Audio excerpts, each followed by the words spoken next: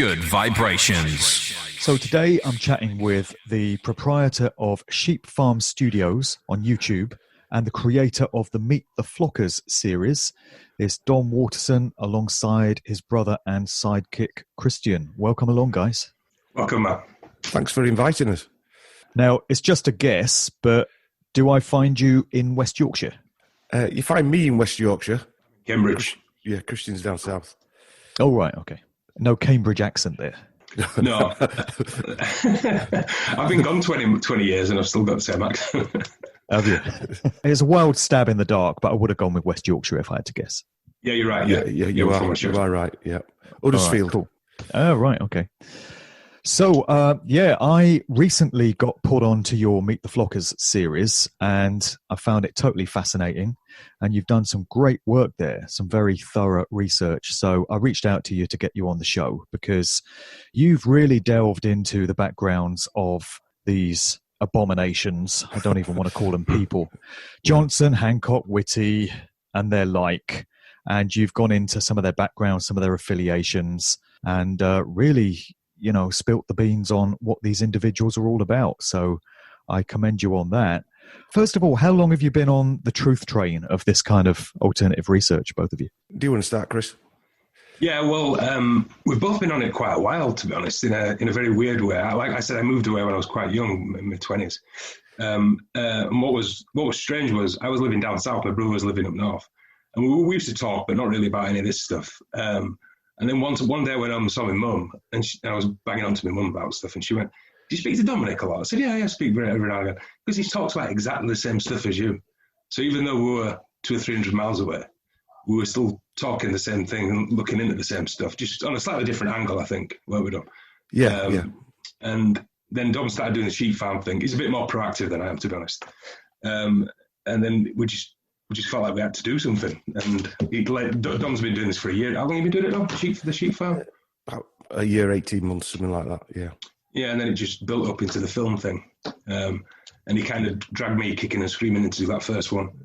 But now we've got quite into it, quite enjoying it. So it's not the case that the scamdemic woke you up then? You were kind of on this path before that? Oh yeah. Quite a long time, yeah. Yeah, there are a few things happened to us when we were quite young, actually, as well. I mean, I started reading JFK books when I were about 17, 18, something like that, in the late 80s. I remember watching it was like a mock-up of the Lee Harvey Oswald court case as it might have happened, which it wouldn't have happened that way because it was on Channel 4. But at that point, it fascinated me. And so I bought some alternative books, not knowing what I were even buying. And that fascinated me. And I learned about MK Ultra and COINTELPRO and things like that at quite an early age. So I was questioning things quite early on. Although I hadn't jumped ship totally at that point. I think 9/11 were my jumping over the fence fully. Moment. And again, Dom, just to interrupt, sorry. When we were kids, he was looking at JFK quite a lot. I was more into like mystical and aliens and things like that, where these things meet on a level. But we're looking at the same things just from a different angle, if you like. I don't know if you want to go into it, Chris, but you had a strange thing happen to you when you were a kid, and he don't like talking about it, Mark. So you might be privileged. No, I don't. You don't like talking about it, so you're going to ask him to. Yeah, on air. in a pure older brother style way. But no, I'm not bothered about talking about it. I when I was a kid, I saw a UFO. We were brought up on a farm, small holding, and I saw it down the back of the woods where we used to go as kids sledging. And I think it must have been 11 or 12. And it was quite a big one as well, by the way. But when I told anybody, nobody believed me. And I just found it a bit ridiculous that I'd seen this thing, experienced this thing, and I just got laughed at. It was ridiculous. I think from then I decided I didn't care. And as I got older, I didn't mind telling people and letting them laugh at me about it. I don't care anymore. But it happened, and that's it, as far as I'm concerned. Well, I mean, you should hear the full story, really, because the full story was he was with his friends. They pulled the sledges up to the top of the hill where we used to sledge, and the next thing they knew, the sledges were at the bottom, and they were still at the top, laid down in the snow. That's the full, sort of short and full story. Well, they'd lost time. They'd lost time, yeah. And none of his friends remembered it, and they didn't want to talk about it. I've always wondered whether the UFO phenomenon is all down to secret government technology and mind control programs and things like this. in the absence of any other explanation, because the whole thing about UFOs is right there in the name. They are unidentified. Yes. Yeah, I've often suspected that it's down to, nefarious government activity and technology that we don't know about and stuff. I might Other than little green men. Yeah, I think when I was younger, I went down the alien road. I think as I got older, I started to think the same thing, to be fair, Matt. I'm not convinced of going into space anymore. On another note, Christian is an artist, and he started making these sculptures of really strange things, which freaked me out a little bit. And so he's a good painter and things like that. And so, yeah, you should see some of his stuff that he's done. Like what Richard Dreyfuss did with his mashed potato in Close Encounters. He was getting those strange insights. Yeah. So there are a lot of things happening. The point was, though, Dom, that there's a truth out there. There's something out there, wherever it is, but nobody wanted to talk to me about it, and I just found it a bit frustrating. So I think that opened up a thing in my mind where, adults didn't have all the answers and were lied to quite a lot. I think a series of situations, the Iraq War, other things. I think with the 9/11 thing, I went more down the Michael Moore road to start with, and then realised that were all nonsense. So it's just been an opening book like that kind of thing, I think.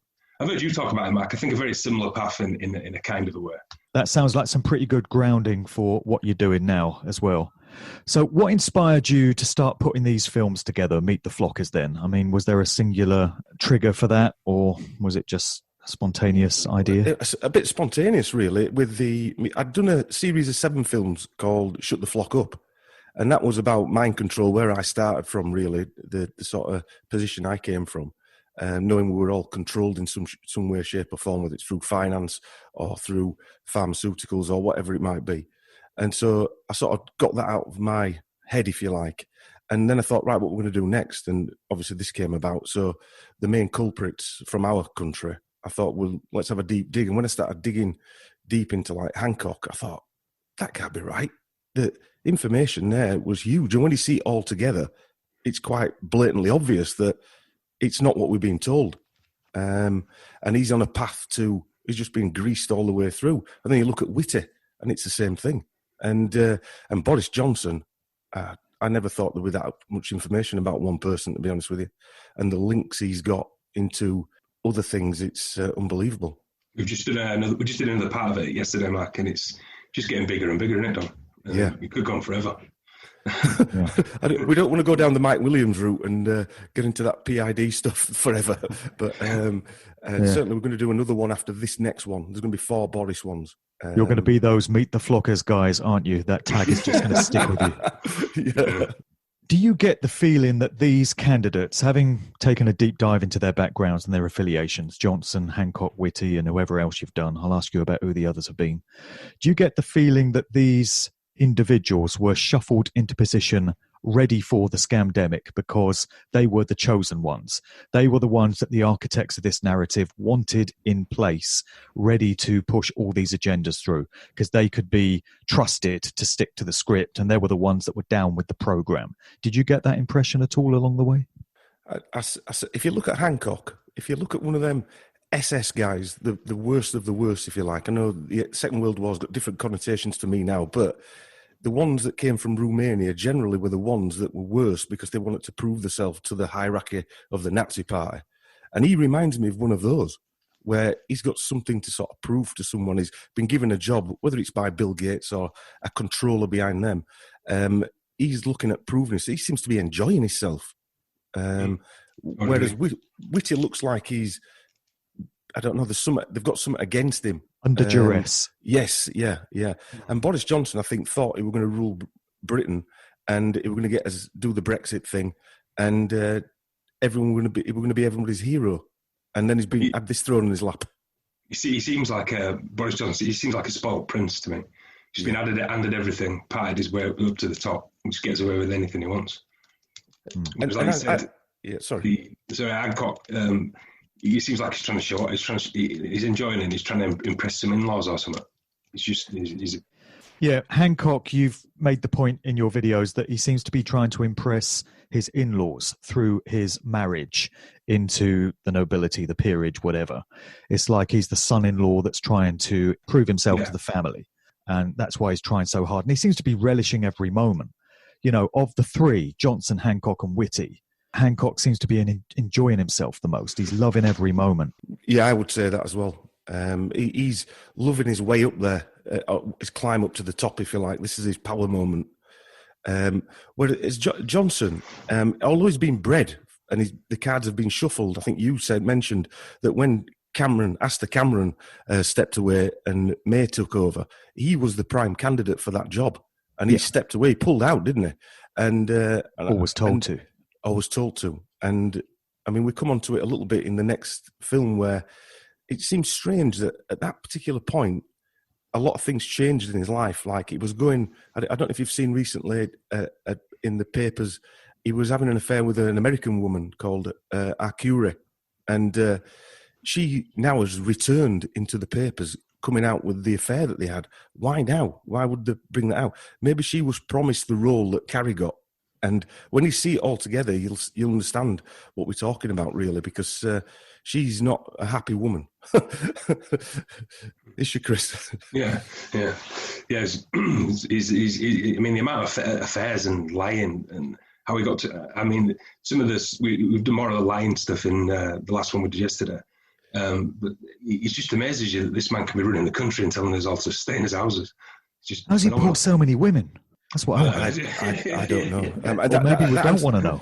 That's got to be another question, hasn't it? Because, I mean, he's not the Lothario-looking chap you expect. He's not the handsomest chap in the world, is he? Not by my books. No.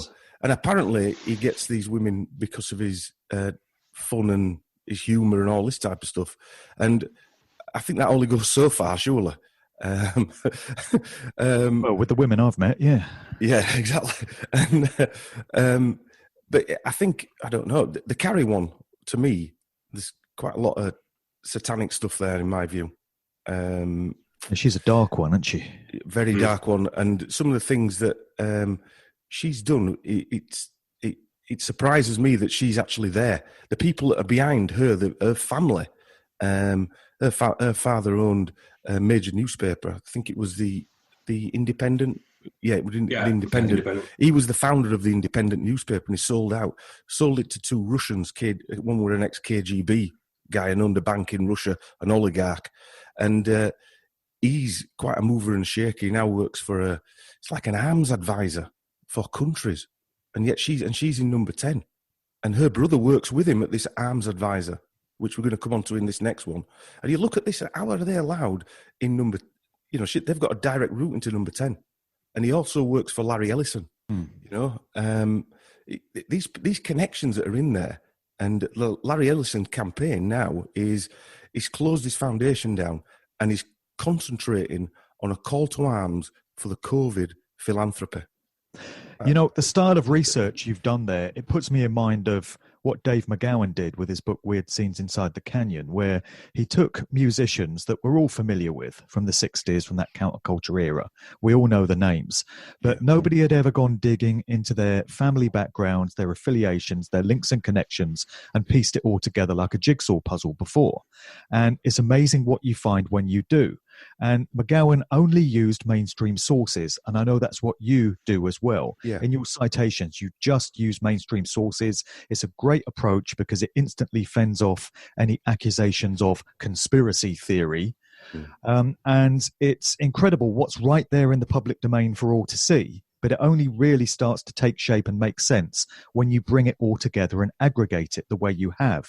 No, I was going to say I've read McGowan's books as well, and your own actually, man. But the thing is, we get most of it from newspaper, Googling newspaper fronts and Wikipedia, things like that. So there's never a question that we're making anything up. I think that's the rule that we've got in it, Dom. Yeah, it is. Yeah, we even try and avoid putting his own opinion in too much, but we've kind of started to bleed in a little bit, I think, in the last couple.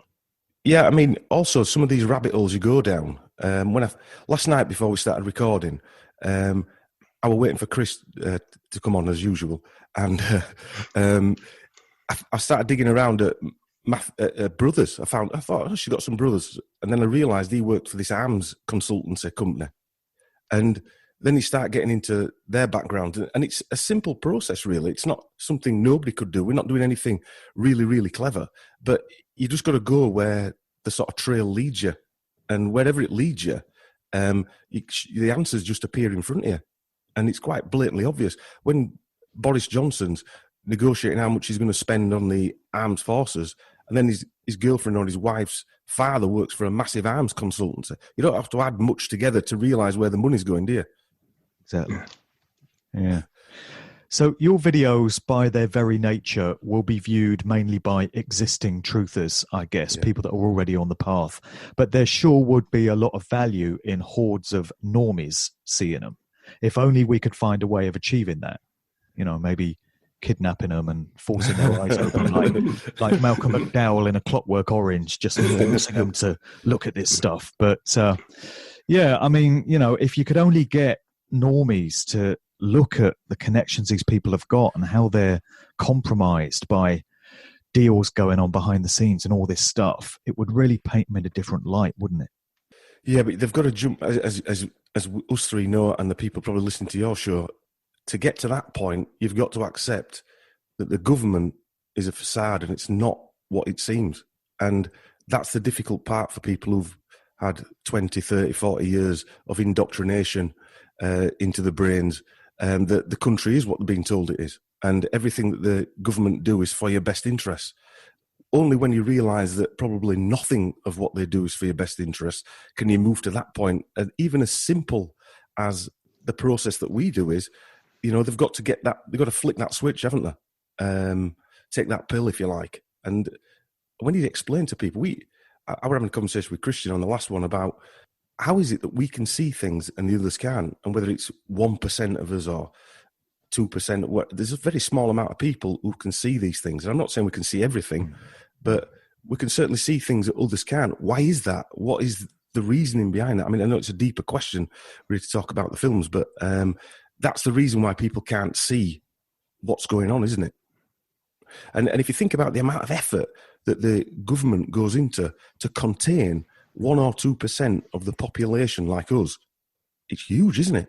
They've got the 90-odd% of population fighting against us and the armoury of all the mind control stuff as well. I saw a great meme the other day, which the wording was, if the situation was hopeless, they wouldn't bother with all the propaganda. And you got pictures of all these TV screens and the BBC logo and all this. So they do feel the need to keep the propaganda and the fear-based mind control stepped up at all times. He's ramped up to 12 on the radio and TV now, Matt. It's just unbelievable. It's never ending. It's just a constant vaccination sales pitch, isn't it? And all roads have led to the vaccination agenda now. It's become clear what the scamdemic was all about, because it was always intended to get us to this point where the vaccines get pushed on everyone. Have you found in your research that pretty much all roads lead to Bill Gates when you've looked into these people? Or have you actually uncovered individuals who don't have any connections to Bill Gates? I think it's deeper than that. I mean, I'm from a business background. I started a company up in Huddersfield. We were in technology right in the early days, selling mobile phones in 1990. We were the enemy now. But anyway, that was back then. And so my mindset goes in that some people are more technical. I'm more, I don't know what you want to call it, business-like. So I look at things and think, what opportunities are there for people to gain out of this? And when I say that to people, they say, well, they can't gain. They've collapsed the economy. And what people don't understand is that the world economy, the people that own money don't need money. Only we need money. And so they can print as much as they want, and it doesn't matter to them because they own everything. They get everything for free. So the way they gain is by jabbing us or mind controlling us, but for what end? And what people generally do is they jump from what's happening to why and who's doing it and why they're doing it. And that's why they can't get past first base. And that takes a lot of doing, doesn't it? And going back to what you were originally saying, who's behind it all? The people that control the money, they're behind it all. And I don't believe Bill Gates is behind it all. He's a stopgap of he's the voice. It reminds me of that guy off one of the James Bond films who was fronting it all up. He was at the opera and they were all talking to him on those microphones. He's that guy that's flying around the world convincing leaders to do what they're doing, really. Because he can't take over the world with $100 billion. He just can't. It's impossible. And he can't get access to all that cash anyway because it's all held up in stocks. So You hear it said that if you've heard somebody's name and they've got a public profile, they're not at the top of the tree. They're not really controlling things because you've heard of them. Because the real controllers keep themselves hidden and nobody really knows their names. That's where the real power is. Yeah, you have to come back to that Committee of 300 type of idea. I'm not saying it's 300 people or families, but it's that type of idea where there are probably different groups vying for control at different times, working together like corporates do, rather like corporates do, and for their own interests. It just makes perfect sense, does that? Because that's what humans are like, if they are human. But the human nature is that they've bred us all to be competitive. I don't think we are competitive if we're in a normal situation. We're just being bred that way through fear. And fear drives everything we do, which comes back to that Monsters, Inc. type of theory, doesn't it? Where they're draining us of energy for some reason, because the overriding factor is that everybody's running around terrified, even before this, suffering from anxiety and things like that. Why does everybody need to be on DEFCON 5 all the time? If you take fear out of it, it doesn't exist, does it? She's gone instantly. Exactly, yeah. And we're scared of not living for an extra 10, 20 years. That's what all this is about, really.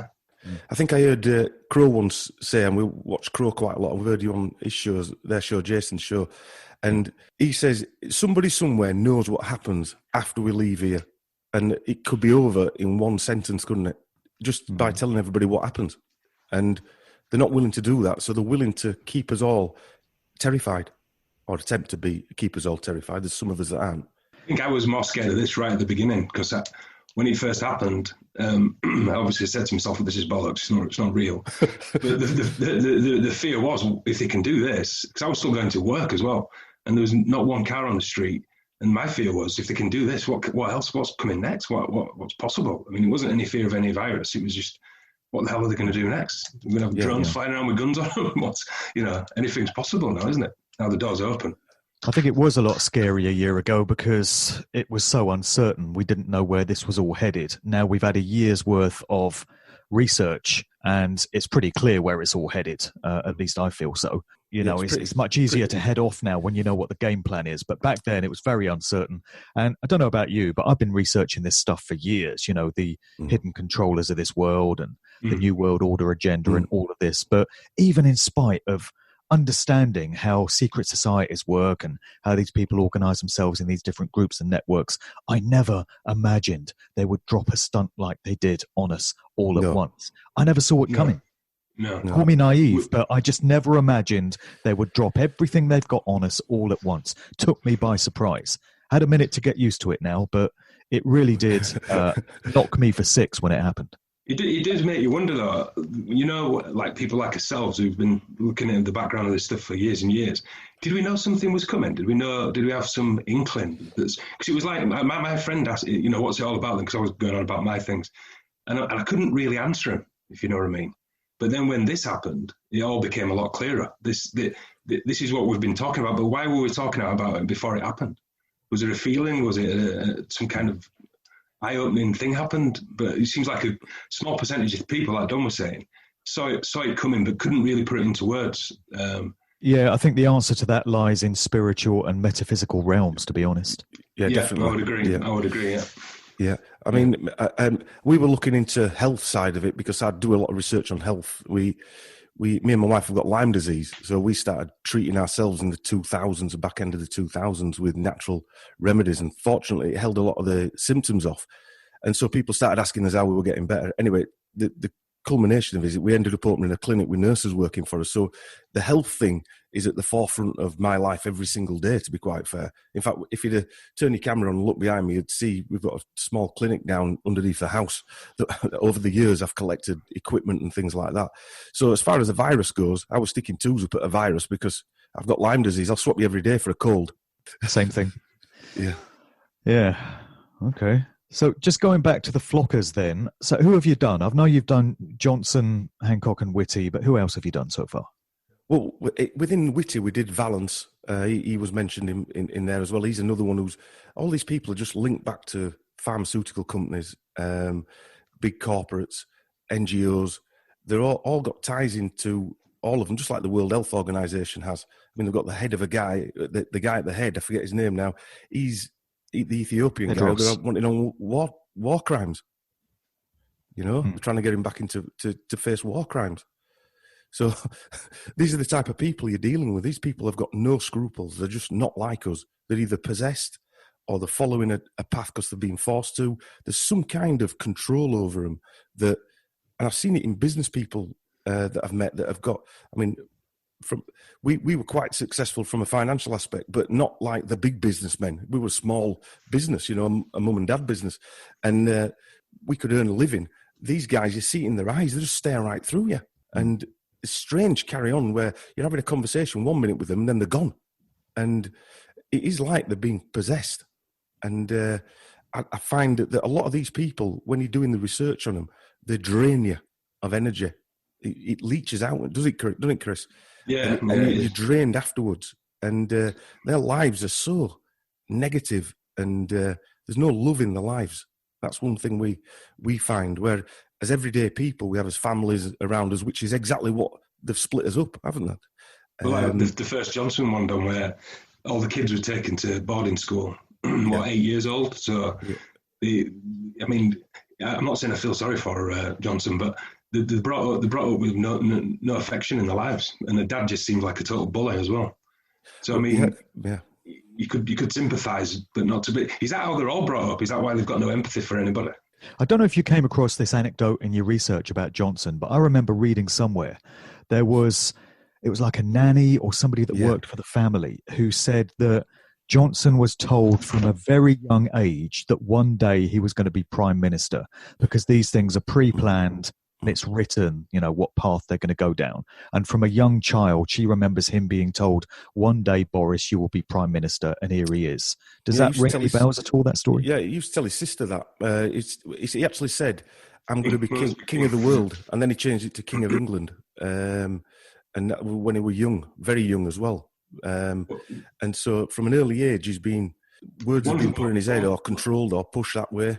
One thing that was blatantly obvious, though, Dom, like we've talked, I can't remember if it's in the film that's out now, about how he was getting positioned as well from early 2000s. I mean, me and Dom talked about it, years ago? I was 5 or 6 years ago, at the time.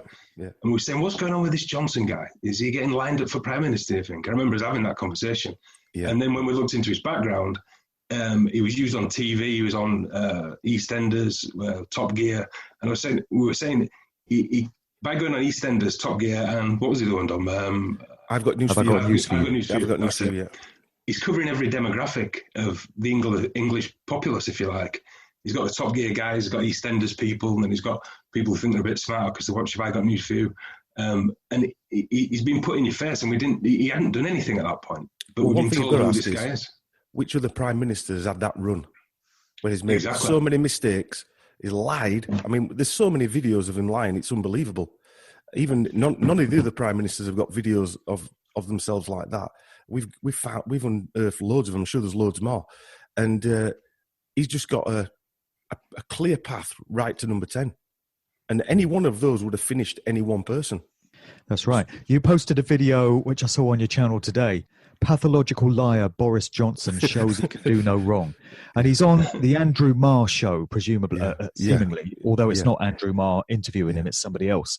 An examiner of body language would have a field day with it because he keeps touching his face and nervously moving his hands around his body.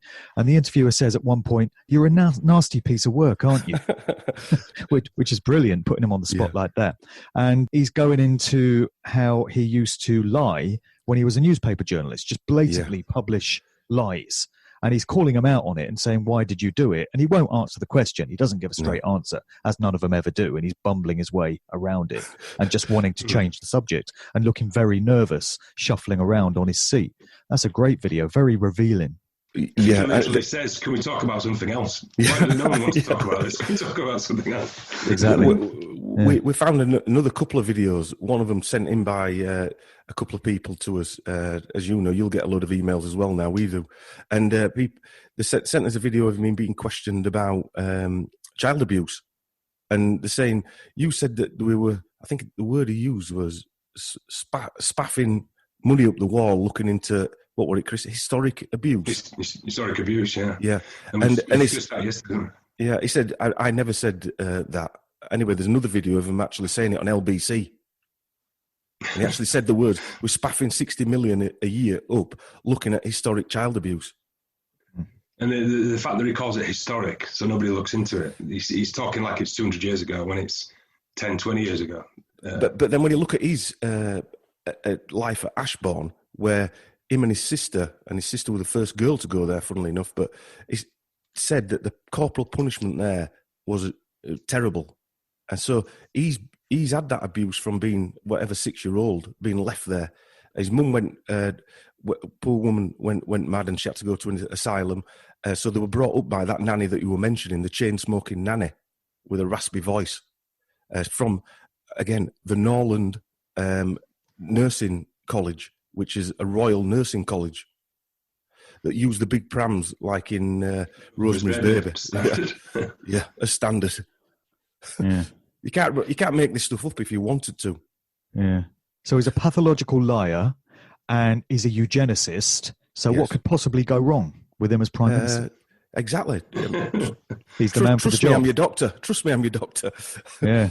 And it just makes me think they wanted Boris Johnson to be in place for the scamdemic. I think Cameron probably would have done, but, he got in too early. They didn't want Theresa May, so they shuffled her out of the way, put Johnson in. That election, there was a general election in December 2019. Right. Elections never take place in December. They're always in the spring. But that one was in December, just a few months before the COVID scamdemic just happens to break. And he's in office for it. So all planned. It's a dictatorship now, isn't it? That's we're living under a what people, apart from your listeners, don't understand is that our government has declared war on its own population. It's not firing guns or bombs. It's declared war. That's right. And a mental war it might be, but now it's a physical war because they're sticking things in you. Spiritual war as well. A spiritual war, yes. Definitely a spiritual war. War of consciousness. I've got a friend, I think you know him actually, but he's a spiritual healer and he says he's trying to heal people who've had this jab and he can't get through to them. Even people who are into meditation and things like that, they can't get past. Something's gone. And wish we knew what it was. Yeah. Well, again, it's obviously DNA, mRNA changing technology. They're calling it technology. So technology to me is computers, but that's my rough version of it. But well, there's people that took some of the early versions of these vaccines and they're on record as saying they've removed God. They've removed, all the spirituality within me. It's like something in the vaccine has attacked that connectedness that we have, that holistic connection to creation and to everything else that's out there, and it's just negated it so that you become an automaton, just cut off from everything around you. But if you think about it from a lot of my research on my other website, healthbunker.co.uk, I do a lot of blogging on there, and a lot of the research from after, I'll use it after the Second World War. Something was cranked up after the Second World War from the number of chemicals that were around put into foods and things like that. The number of medications. Most people are on medications now. The drift away from natural product, the poisoning of the water, the air, the foods. These things have had genetic changes probably to get us to this point now. Like Boris Johnson, he was chosen for this point now because people have been lobotomized. They can't think straight. You see them, they can't think straight. And I'm not being awful to these people because we've been lobotomized. And I could talk about stuff with health that it could go into that realm about parasites and things like that. We do massive parasite shifts with people and the things that come out of these. And when these things go, their anxiety goes. Now, you can't tell me there's no link to mental illness and these things because I know there is, but... and why are these things inside them? Well, they've been tested. They're found in vaccinations. They're found in foods, etc., etc. There's even a suicide parasite. Can you believe that? It gets inside a grasshopper, drowns it to get into a human. Gets into the water supply. Have you seen these videos that are doing the rounds about these blue face masks and they're being put under a microscope and there's these moving bloody organisms, whatever they are, like stringy things, and they're like moving on their own, which is pretty freaky, concerning. Yeah. I haven't seen it. It's a bit like the red wine thing, isn't it? When they're swilling it around the mouth and spit it out and all them things are moving around in the red wine. I don't know if you've seen that. I did that, Dom. Yeah. Yeah. and all the things are moving around. I mean, I could get into that. If you want to get into that side, I'll get into the parasite side. But the parasites, when we had Lyme disease, went to the NHS and they said you haven't got parasites here, the testing and all that type of stuff. Fine. And it was only when we started clearing these things out, and it took me nearly 3 years to get rid of these things. And I was suffering from some really bad symptoms with Lyme disease. And once these things left, it was like a cleansing process, an exorcism, like just all these living objects that come out of your system that were controlling you. We mentioned how Johnson was squirming around on his seat during that interview on the Andrew Marr show. And he was just avoiding any question that he didn't want to answer. And I've seen Hancock do this as well. Hancock was being asked if he regretted his actions in certain aspects of what he'd been doing. And the interviewer was after a simple yes or no. Do you regret your actions? And he asked him about 12 times, and Hancock would not answer the question. He was just being all oily and greasy and slippery and just trying to avoid it. Reminds me of Tony Blair, actually. I think he models himself don't mention on him. Yeah, I think Blair is Hancock's hero because he sounds a lot like him. Yeah, he delivers exactly the same, doesn't he? Yeah. And I think it's a clear indication that politicians are trained in how not to answer a question. They must actually attend seminars where they're taught how to avoid a question that you don't want to answer, because they all do it, don't they? Yeah. I think we discussed in the video, Dom, that if that was your friend who liked you that much, you wouldn't have any, or a family member, you wouldn't have anything to do with them. But for some reason, we let these guys run the world, or run the country. It doesn't make any sense to us at all. No, well, the levels of treachery from all politicians, 600 and odd of them, you can't tell me that they can't see what's going on, even a small fraction of them, and they're not speaking out. They daren't speak out because of the jobs. Well, this is the job to speak out. Their job is to protect us. That's what they're there for, and they're not doing their job. And whether they think there's a mutant virus running around, it's not doing what they're telling us it's doing. That's the fact. That's clear. Well, this is a good question, because a lot of people have asked me, do you think all 600 odd of these MPs know that it's a big scam, the COVID thing, or do you think any of them are actually buying it? Do you think they genuinely believe that there's a virus out there? I always ask myself that same question. And also the media on TV, you listen to them, you think, do you actually know? Do you know? Or are you being complicit? Or are you stupid? Or do you totally believe everything? Holly Willoughby, do you think she knows? That's it. Yeah. I thought that when I watched that. I've seen her. Maybe not Holly. Maybe not Holly. Maybe Philip. Maybe not Holly. Yeah. Philip gets quite angry sometimes about people not masking and all this. What, stuff. in ripping a tissue sort of way? Yeah. But I was saying to Dom earlier, Mark, was in 1984, Winston, the main protagonist in 1984. I've always thought that he's supposed to reflect us, and now I was thinking in a different way. We're not Winston. We're the proles, aren't we? Winston is maybe Philip Schofield, and he's in the party. He's doing what he's told, but he doesn't have the answers either. He changes old news stories, doesn't he, and rewrites history? Yeah, that's what I was thinking about. I've been thinking about this a lot for the last few days. His job is actually to drop history down the memory hole and rewrite it. That's his job. So you think he's basically the 1984 version of the media operator. So, you know what I mean? These people are all in the party. We're not even in the party, are we? But are all these people who are on media and all these politicians, they're in the party. They know so much, but they don't know that much. And they're still getting tortured at the end of the day. Piers Morgan's got to know, hasn't he? yeah, that scumbag. Have you done a show on Piers Morgan? No, I started looking into him, and it was another rabbit hole. And it's he'd be a good. We wrote a list, and he's on the list, if you like, on the flocker list. I mean, we weren't even going to do Boris Johnson, were we, Dom? I mean, no, you talked me into it. I said we've got to do it because we've got to do the trilogy. We've got to do all three of them because they're the ones who are on TV all the time. The unholy trinity. The unholy evil trinity. But they are the ones that everybody, you see those three faces talking about this all the time.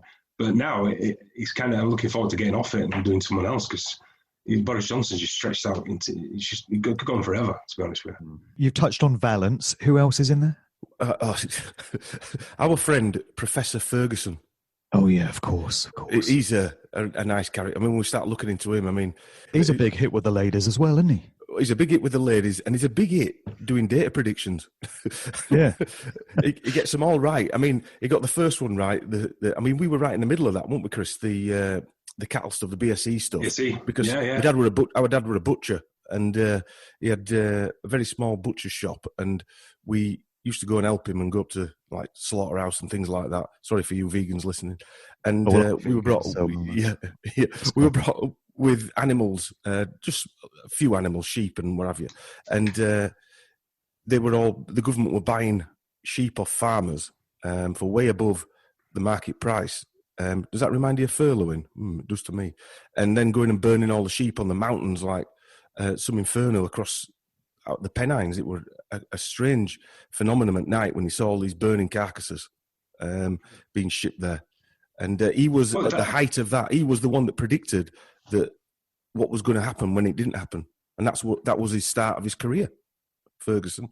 So when he passes over and faces judgment, he's going to have several million angry sheep and cows that want to get him to answer for what he did.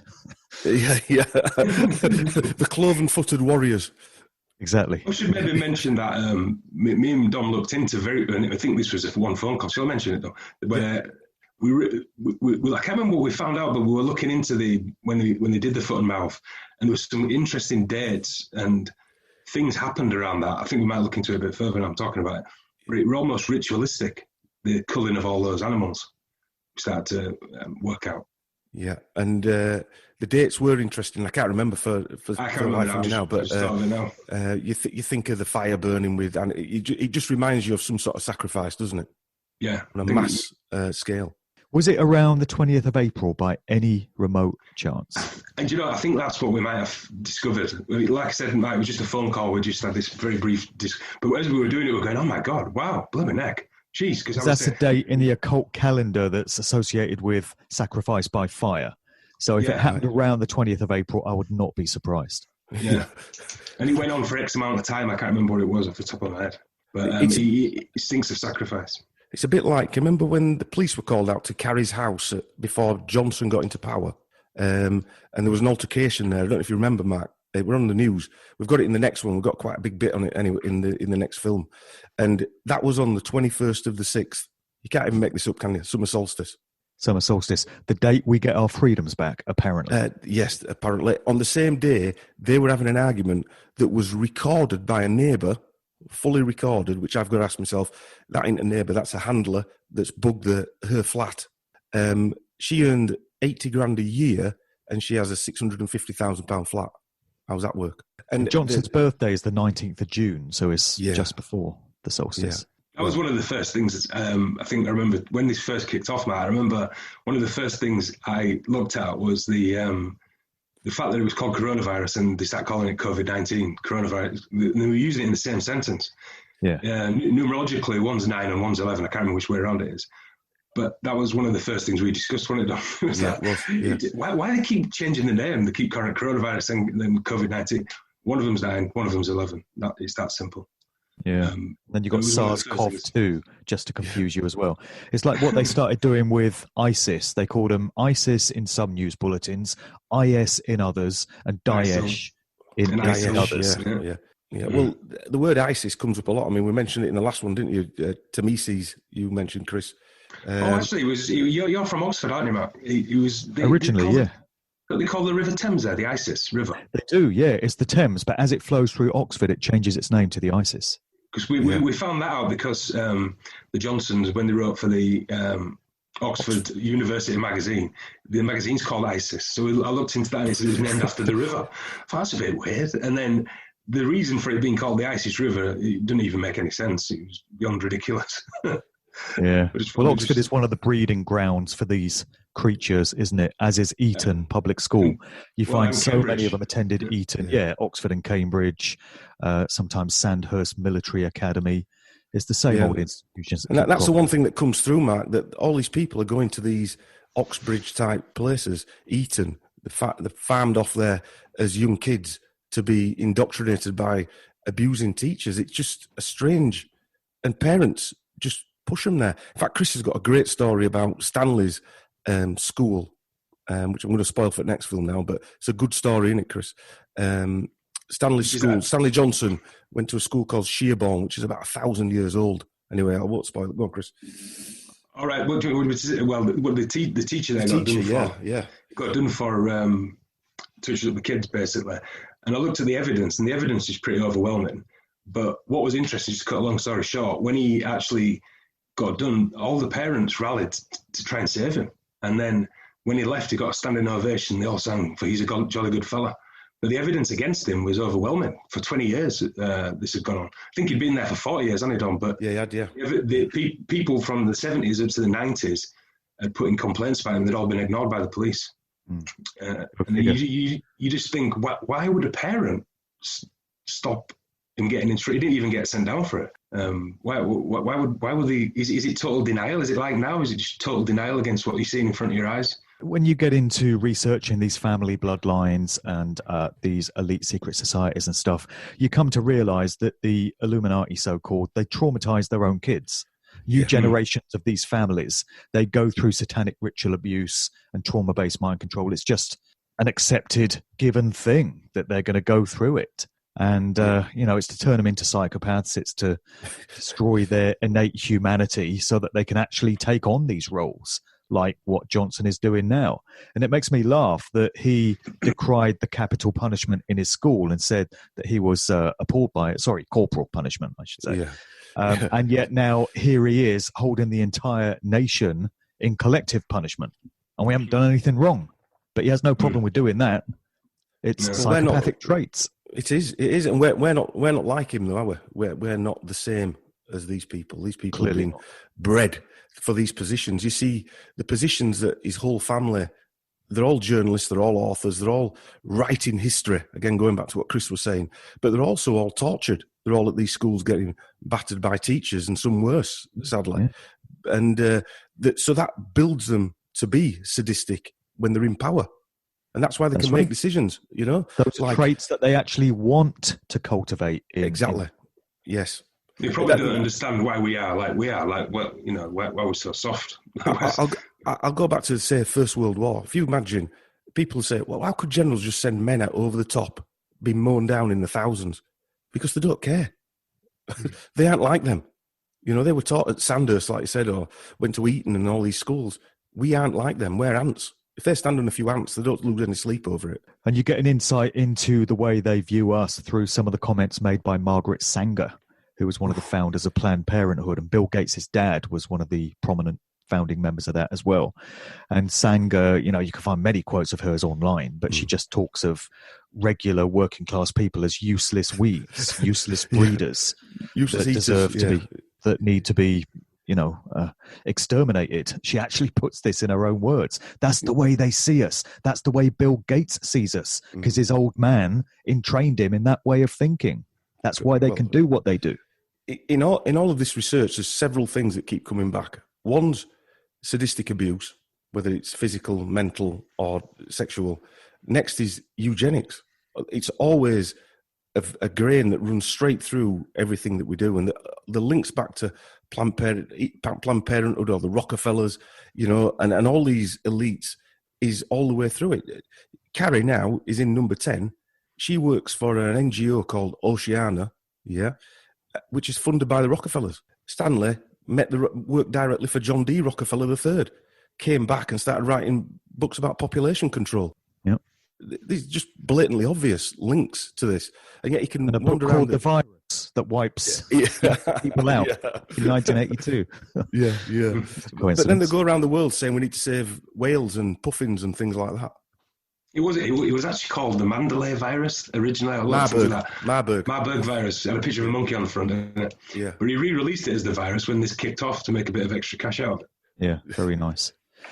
So do you ever look at any Americans, or are you just sticking to Brits with this series? No, we're going to look at, obviously, as you know, when you're doing research, it takes a long time, doesn't it? And you get a lot quicker as you're doing it. But the next people, I want to do probably a different change, maybe go a bit more international, probably. I wouldn't mind looking in some of these NGOs as well, charities. I started doing quite a lot of research on cancer research from a business aspect, looking at where they're putting their money, because they raise $700 million a year, cancer research. And they don't spend 700 million a year. And a lot of it goes into investments. It's held in stocks and shares in other companies and new technologies. So these people think they're putting a quid in the tin to help people. And in reality, they're just propping up the stock market. As you imagine, if you pulled one of those companies like 700 million away from the stock market, what would happen to the stock market overnight? And that's one company. I think there's 18,000 charities in Britain. Never cured anything. That have never cured anything. One day we'll find a cure, honest, yeah. Keep giving money and we'll find a cure. I heard someone say as well that even the word cure is he's curing meat, so you're preserving it. You're preserving the charity, aren't you? You know what I mean? They're not curing anything. Language, isn't it? Yeah, it is, yeah. And by the very meaning of a charity, if it succeeds, the charity fails, doesn't it? As a proposition. Because if you get all the homeless off the streets, then we don't need shelter anymore. If you cure cancer, we don't need cancer research anymore. That's right. The cancer industry judges its success by how many more people it's treating this year than last year. Yes. It's got no interest in curing them. No. Keeping them alive for a bit longer, making them comfortable while they slowly die. It's horrible. Give people side effects and then raise money for them. And that's the formula that they're using. Yeah. And it's thankfully working. more and more people are getting wise to this now, particularly those that have sadly lost family members to it and, starting to realise it could have been avoided. There's such things as natural cures, holistic cures that just don't get told about. Well, even holistic management or, we use, one of the treatments we use is ozone therapies. And that is a huge treatment. You might not have heard of ozone therapies, but it's well used across Europe for over 100 years. It was a Tesla thing, if you believe the whole Tesla thing, but it was around that time when it was, came into being. And ozone is Earth's natural disinfectant, and it's there for a reason. And now you can have a machine that makes the ozone that you can do in various other treatments. And and there's other things as well. There's lots of other things that people can do. I mean, diet's the first thing, isn't it? But we're going off piste a little bit there. Yeah. Well, just bringing it back to the Flockers series, you did a really long episode on Chris, Not So Whitty. And, it came in much longer than the episode on Hancock because you really went to town on Whitty and you really uncovered some stuff about him, the Sith, as you call it. Yeah. So, what were some of the surprising things you uncovered about Chris Whitty? Apart from lovely fella, eyes that stare straight through you. Oh, I bet he's a hit with the ladies, that one. Yeah, very well, yeah. Who's that with the beady eyes sat in the corner, staring at us? It's E.T. It's Whitty, yeah. And apart from he went to the same school as Alistair Crowley, he was another one that was dumped at an early age into these boarding schools. And for me, he's a prime example of what effect it can have on someone being dumped in a boarding school.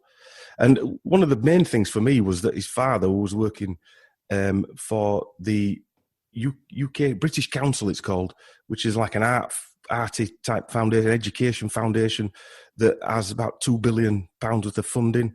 That some of it comes from people buying education from the British Council, and some of it's Foreign Office funding. So they work within the embassies and things like that. So he's obviously working for MI6, and he got shot in Greece. And they said it was because he'd recently bought a new car from an MI6 agent. That's why he was shot.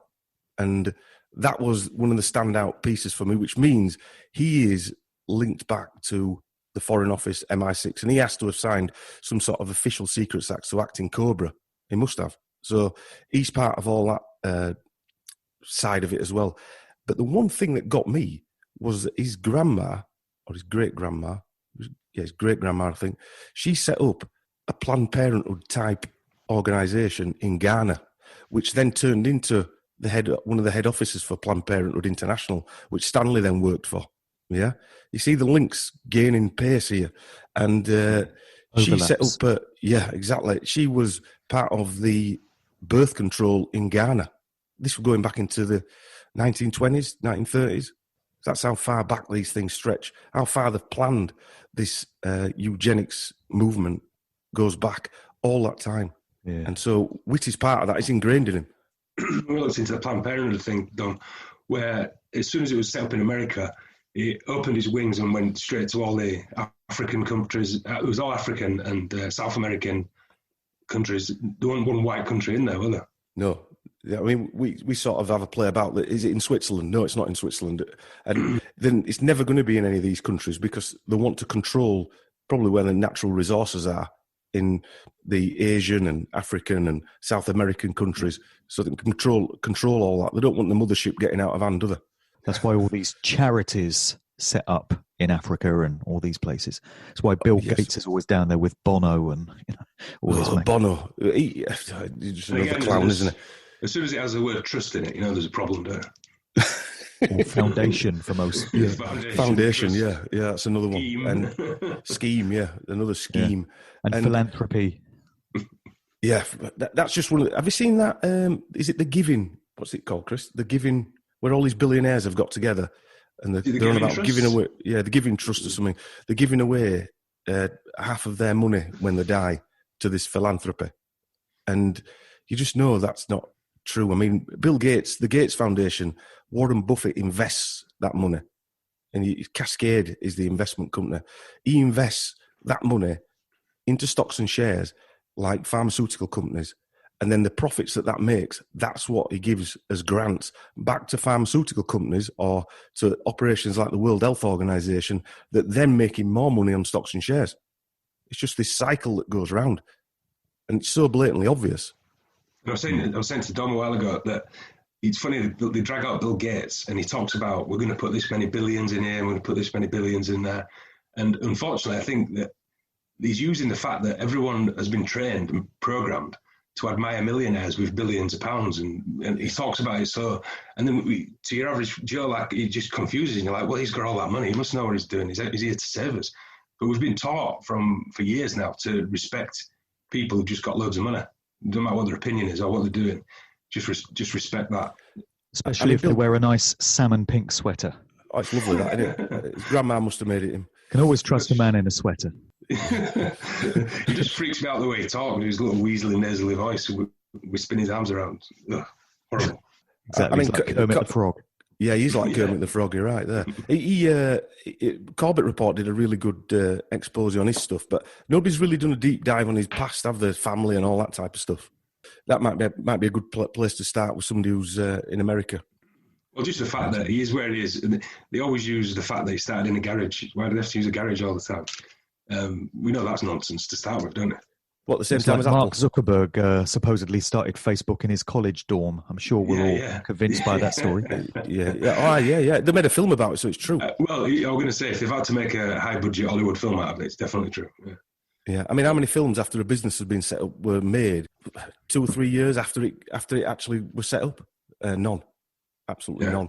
It's all to grow this illusion of this business growing really quick, isn't it? I'd like personally, Mark, I'd like to do, because I'm a big film fan, or I used to be until I started seeing all the programming in it. But I'd like to do some dives into maybe some directors or actors as well. That's something I'd be interested in. Well, like I say, you're now the Meet the Flockers guys, so people are going to want you to do this for the rest of your natural lives. The poison chalice, But it's quite interesting, really, because, I mean, from a personal point of view, I've wanted to do this for a long time, but with having what we had Lyme disease-wise, my health wasn't good enough to do the amount of stress that it takes. And so now it feels, because we've been building up to it and watching you guys do it, it feels so natural to do it now, which is... It's a bit strange, really. It's like what we do now, isn't it, Chris? Yeah, I mean, like, Dom's a bit more natural at it than I am, I think. One question I've wanted to ask you the whole show is, out of all the stuff that you've uncovered about these individuals then, what is the one thing that shocked you the most, genuinely shocked you? Anything spring to mind? There's a lot of stuff spring to mind. Let Chris answer it first. I'm just thinking. Well, just off the top of my head, what's the one we did last night? The Carrie Simmons one. Well, whether this is, I don't know if this is part of anything, but when she was at college, she did. You'll like this, Mark. Yeah. She did a play, an Aleister Crowley-based play. What was it? Dom? Cocaine. I'm not going to say it. CUNT and cognac. And I immediately recognised that as an Aleister Crowley quote, and it's one of his poems.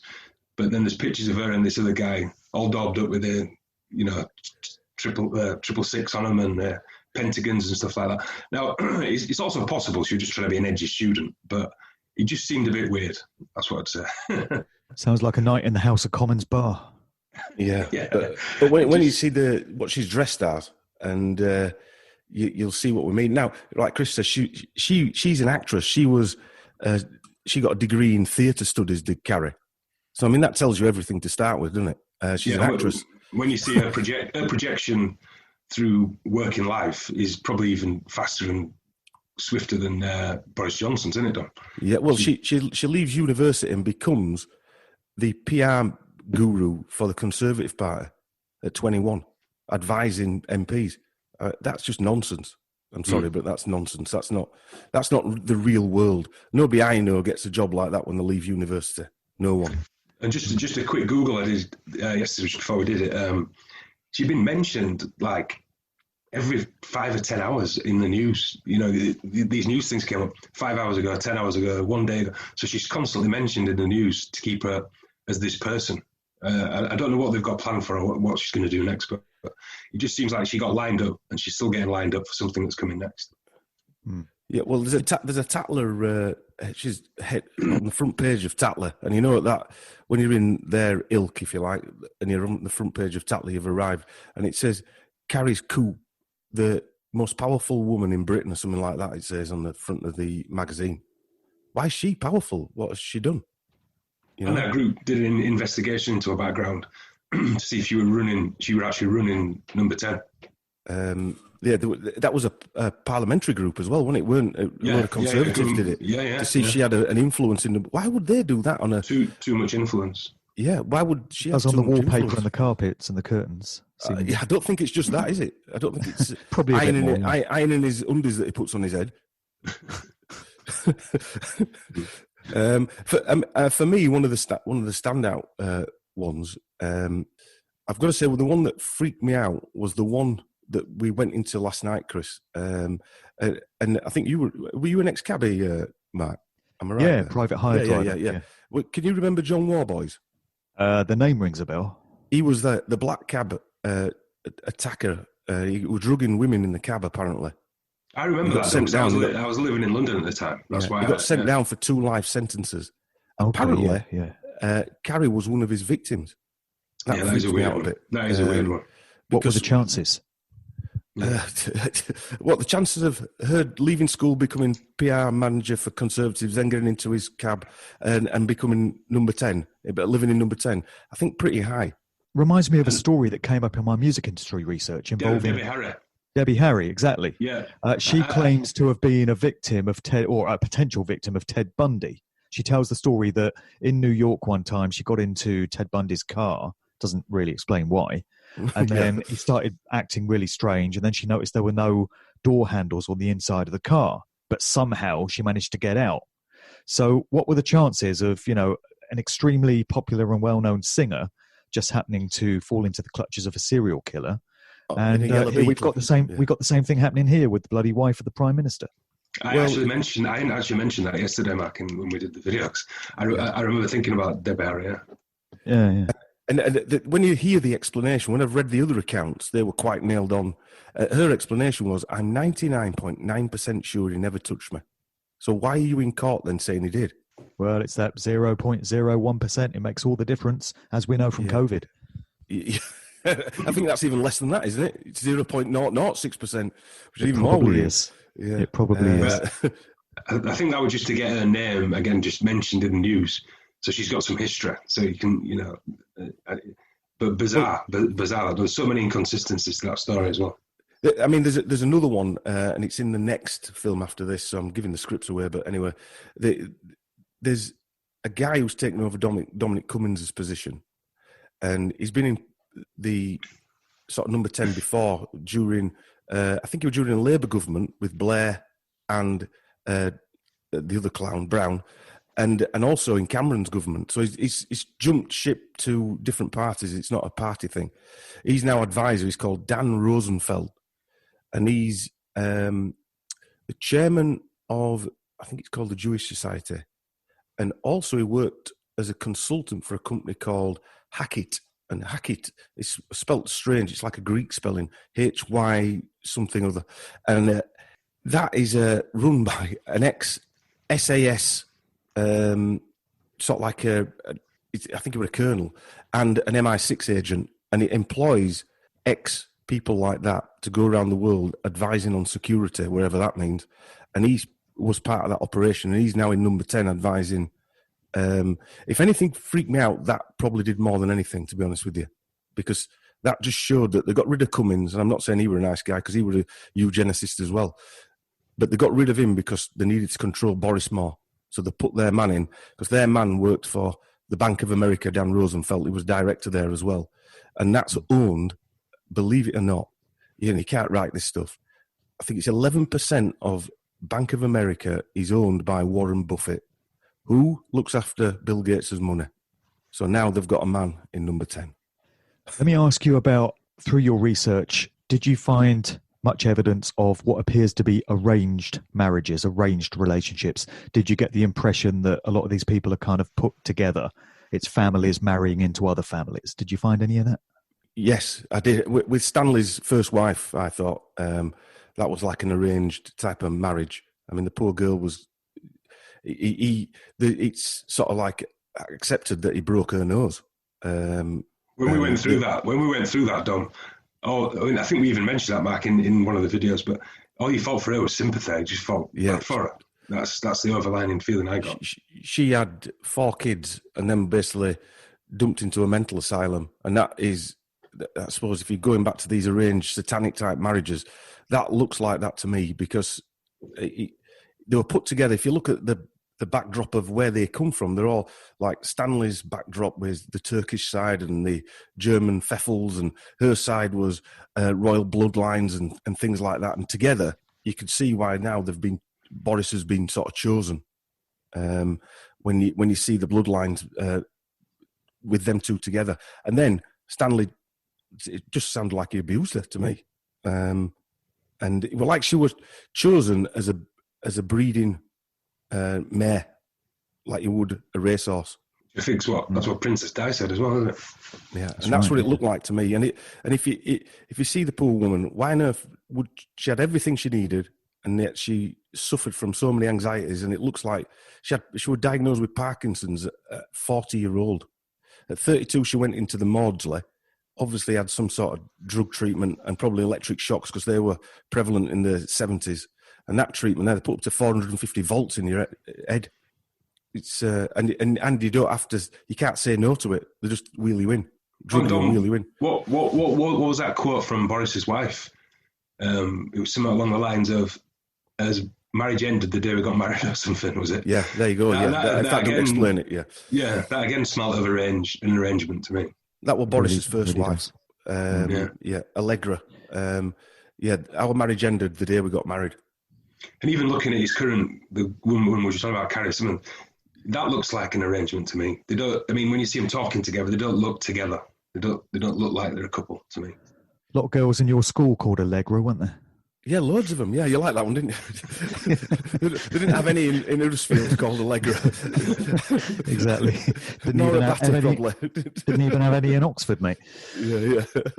I commend you for remaining journalistic in your approach through all this and professional, since I don't think I could stand to wallow in the filth and the depravity of the lives of these abominations for so long. I just feel like going and taking a shower whenever I delve into this stuff. So you do a great job with it. Who have you got coming up in the series? And do you want to remind people where they can go to catch the whole of the Meet the Flockers series, and whatever else you're doing with Sheep Farm Studios as well? Yeah, well, we just finished design on a website. It's a quick and flimsy thing to get us going. I want to host all our films and podcasts and things like that on there, because obviously the YouTube stars ain't going to last forever, sadly, whether we like it or not. And I think the other media places will be on borrowed time at some point as well. But so we want to host our own things. We've got a good podcast coming up with a guy next week, haven't we, Chris? We're actually doing the opposite to what we're doing now. We're interviewing him, or hopefully sitting and listening to him. And he's an American chap. And I don't really want to give the game away, but I'll tell you offline, Mark. We want to get a little bit more into that to supplement what we do as well. Find people that maybe aren't when I say mainstream, people like us who are just new or nobody's really heard of as well, on a podcast that got interesting things to say, which is difficult to find, I suppose. Who's next on the list? It's a good question, that, because we keep firing names over. I didn't want to do Boris, and we've ended up doing 4 features on this freak. So who do you think's next, Chris? I think it could be a charity cover. We keep skirting around that, though. Yeah, we keep skirting around a couple of charities just to do something slightly different and dig deep and just show people that when you lift the veil off these things or people or entities, that it's something else. It's not what you think it is. And, anyone you'd like to see, Matt? Well, it'd be good to do one on Anthony Fauci, wouldn't it? Well, yeah. I did start doing one on him, ironically, and there's so much stuff on him. I don't know if you've heard of connections to the mob in there. Well, there's a lot, connections, best certainly to big pharmaceutical companies in there, and I don't know if you've heard the guy who invented the PCR test, haven't you? Kerry Mullis. Kerry Mullis. Have you heard his interview where he's sort of slagging Fauci off? Not heard that one. No, I've heard about it. Because he was part of the AIDS shenanigans, weren't he? That's right. The make-believe he's got previous. He's got previous. And Kerry Mullis, obviously, people who don't know, he invented the PCR test, won a Nobel laureate prize for it. And somebody had found that HIV through his testing. He thought, oh, who's done that? Fantastic, I'll take some credit on this one. And no one has ever taken credit for finding that. And before he died, he was saying that people who found that would have earned it would have been their career, tens of millions of dollars out of that, just from admitting that. So it's a bit like the internet giving it away for free, isn't it? Your YouTube address? It's just at Sheep Farm Studios. All right, Dom, Chris, thanks for coming on today. Thanks for having us. Thanks for having us on, Matt. This is just for fun. I'm picking up vibrations. I'm picking up